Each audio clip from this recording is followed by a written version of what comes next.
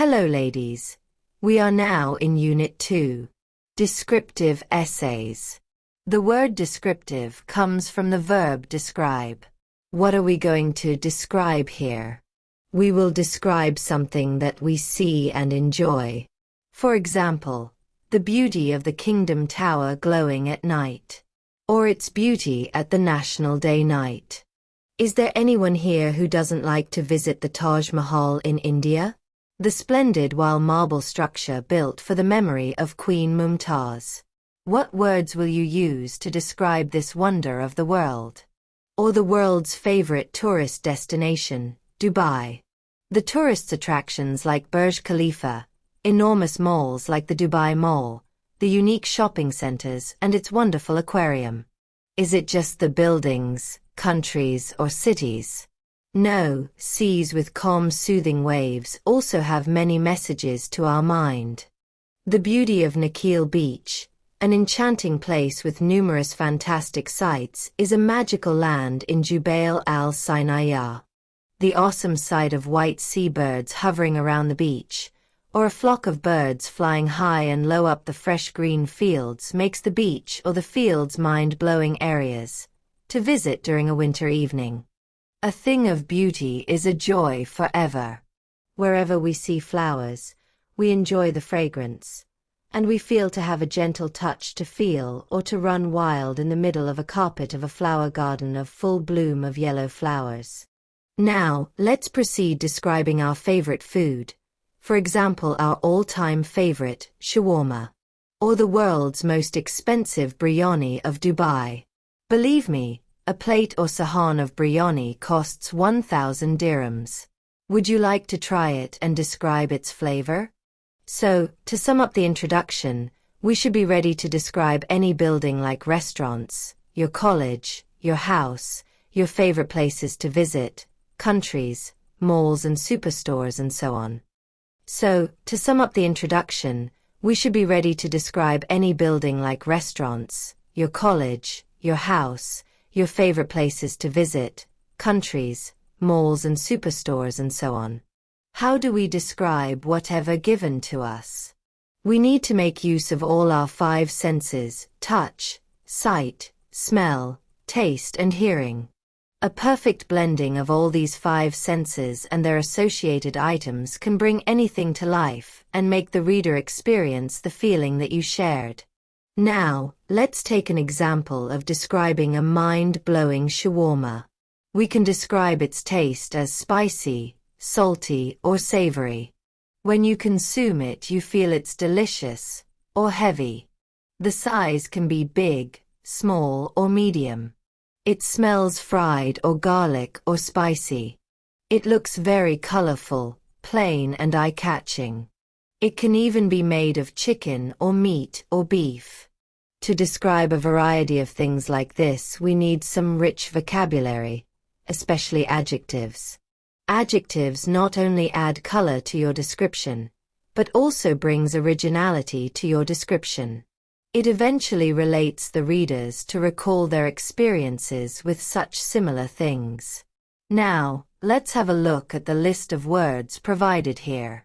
Learn the words, their usage, and try to use some fresh vocabulary to add originality and freshness to your writing. Here is a list of topics you need to practice.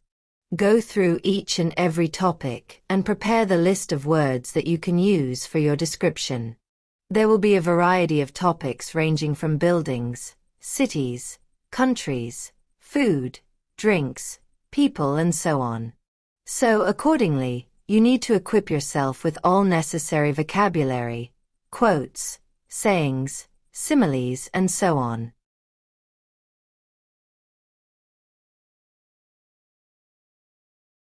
Now, let's look at the structure of the essay. An essay here has 3 major parts: an introduction, 1 or 2 body paragraphs, and a conclusion. As usual, we need to start with the introduction. An introduction is important to the essay because it creates an initial impression in terms of the quality of your writing. A clear, well-organized, and relevant introduction will most certainly create a positive first impression on the examiner. So, what makes up an effective introduction? Let's take a look. The introduction has three major elements. The opening sentence called as a hook, one or two background sentences, and a clear thesis statement. The secret to get the readers interested in reading your essay is by making the first part of your introduction intriguing. The best way to do that is by using attention-grabbing essay hooks. So, what is a hook? It's a piece of writing at the beginning of your essay that engages your reading audience. Usually, a hook is a sentence that draws people into reading your essay. A hook sparks a person's curiosity. You want whoever reads your essay to wonder what happens next. Hooks also make an introduction stand out, which raises your chance of getting a high grade on your essay. Here are 6 writing hooks that make readers want to find out what you will say in the rest of your essay.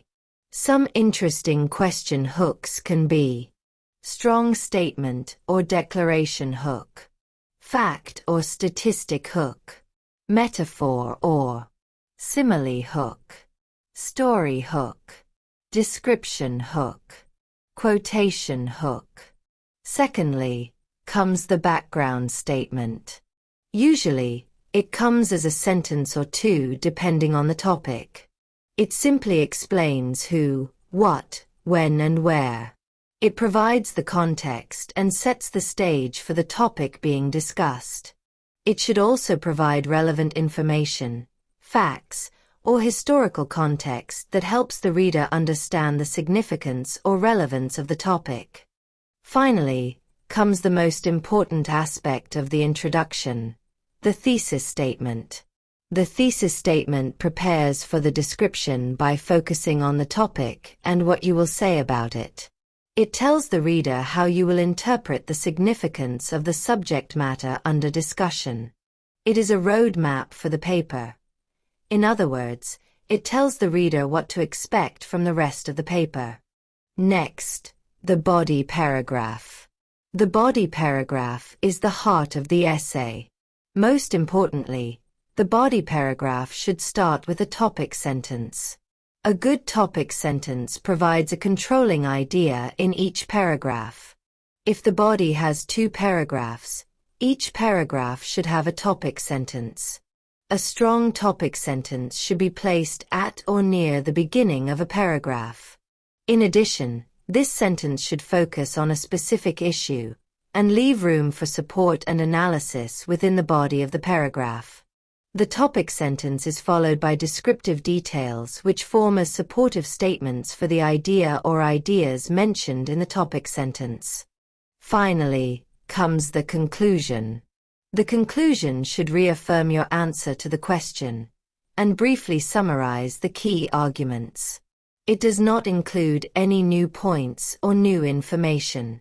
A conclusion has 2 sections. First, reinstate the points you have raised in the thesis statement of the introduction part, and finally give your opinion or recommendation of the subject discussed by you. Now, let's analyze an essay. Look at the introduction here. It includes a hook, 2 background sentences, and a powerful thesis statement. Look at the way how sentences are arranged here and the choice of words used here. Now, let's look at the body paragraph. It begins with a topic sentence which says that 3 main reasons are going to be described here. To make things clear, 3 sequential words are used as connectors. It starts with the first thing for the first point. Secondly is used for the second point, and the last point carries the word finally. Such sequence words brings coherence and gives the essay a good structure. All the descriptive sentences here function as supportive sentences for the points raised in the topic sentence. The coherence of the paragraph makes the essay a very appealing one. The conclusion here reinstates the points raised in the thesis statement and briefly summarizes the key arguments. It does not include any new points or new information. The essay closes with an opinion as a closing remark. So that's all for today. Now it's your turn.